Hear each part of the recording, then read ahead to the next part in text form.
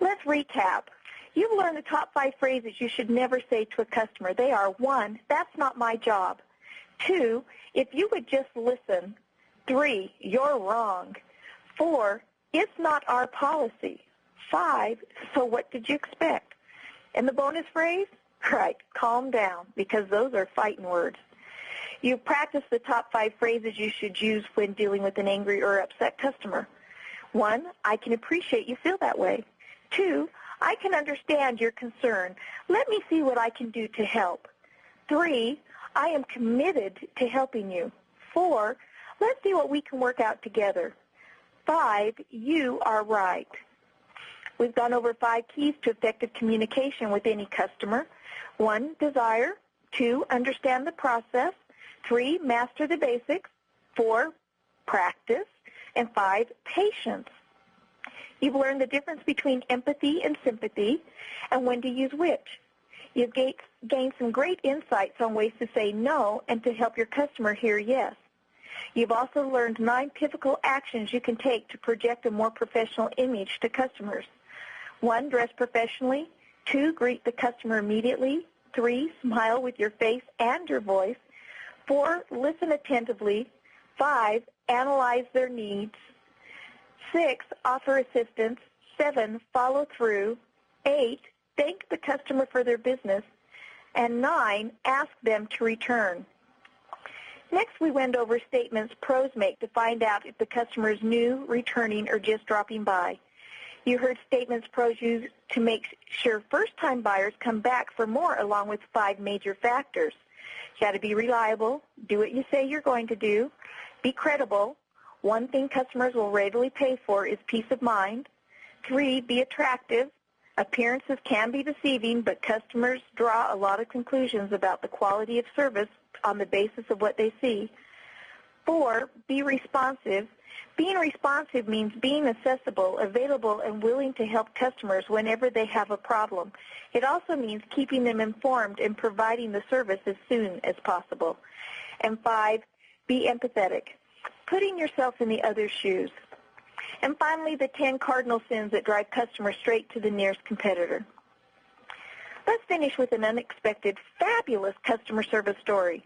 It's a story about an airline, an agent, 2 tired women who were next to tears, 4 flight attendants, 2 pilots, and several ground crew members.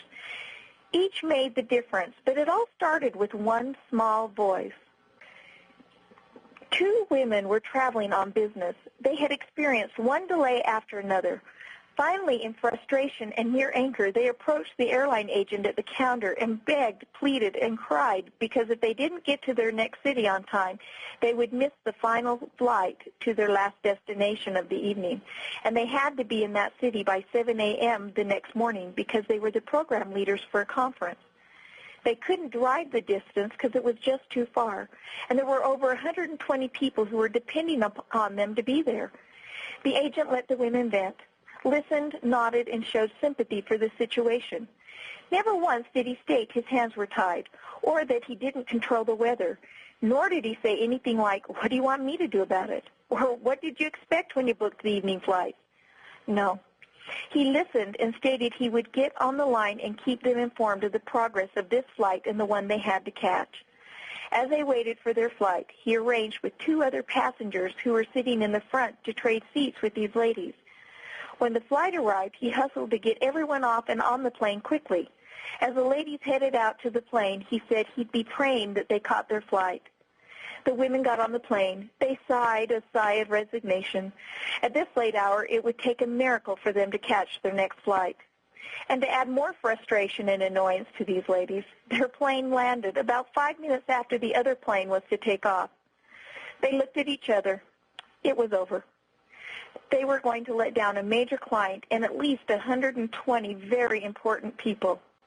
So what happened, you might ask? A miracle. The flight attendant got on the PA as they were preparing to open the door and asked for the 2 women to hurry to the front while everyone else remained seated. They did so. They climbed down the stairs and were greeted by 2 ground crew members who had their luggage in hand and a shuttle cart. They told the women to hurry to the other plane was waiting for them. They were quickly shuttled over to the other plane where the flight attendants helped them on the plane and welcomed them aboard. After the flight took off, one of the attendants came up to the ladies and said, "I know I should know you, but who are you?" The ladies introduced themselves, and the flight attendant shook her head. "I'm sorry, I don't recognize your names. Who are you? I mean, what do you do?" Again, the ladies responded, explaining they were speakers. "Wow, you must be really important speakers. Our airlines had us jumping through hoops to make sure you got to your destination tonight." Many weeks later, after a great amount of investigation, one of the ladies found out what had really happened that night. You see, the young man went above and beyond. He had truly listened to these ladies and understood their wants were not for themselves as much as it was going to affect other people. After they had gotten on the plane, he had contacted the pilot and asked the pilot what he could do to assist these ladies. In fact, he took it a step further and asked the pilot to think about these ladies as his own mother. The pilot said he'd see what he could do. The pilot, in turn, called the pilot of the connecting flight and asked if there would be any chance of the ladies making their flight, and had repeated the "what would you do if it were your mother?" Prior to the plane landing, the counter agent had contacted the flight destination and had spoken with the counter agent there and asked what they might be willing to do. The new counter agent also spoke with the pilot of the connecting flight. Since the flight was fairly empty and they were running a few minutes behind, he didn't see a problem in waiting another minute or two, if that's all it was. The agent then contacted the ground crew and asked for their assistance, and the story goes from there. Yes, this is a true story. And yes, I was one of those ladies. I'd like to say I'm as important as I felt that night. The truth is, this customer service agent had all of the excuses needed to say one or many of the 5 phrases you should never say. But he didn't. Instead, he used the ones we said to use. He truly had the commitment for the effective communication and hit the 9 pivotal actions to project a professional image. He underpromised and over, and I mean way over-delivered. He avoided the 10 cardinal sins, and he did everything that would bring a customer coming back again and again and again. Here's my challenge to you. Pick 1 or 2 of the things we discussed today and go back and try it.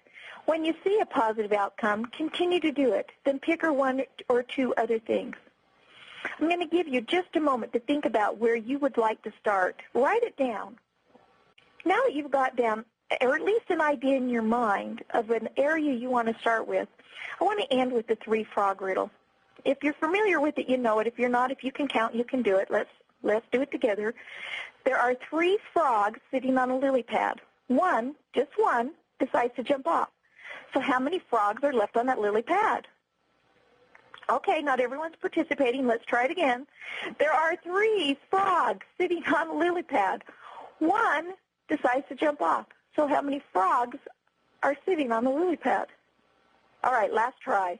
There are 3 frogs sitting on the lily pad. One decides to jump off. There are still 3 frogs left on that lily pad because deciding's not enough. You have to take action. Now that you know where you want to start, go take action, or as I like to say, frog it.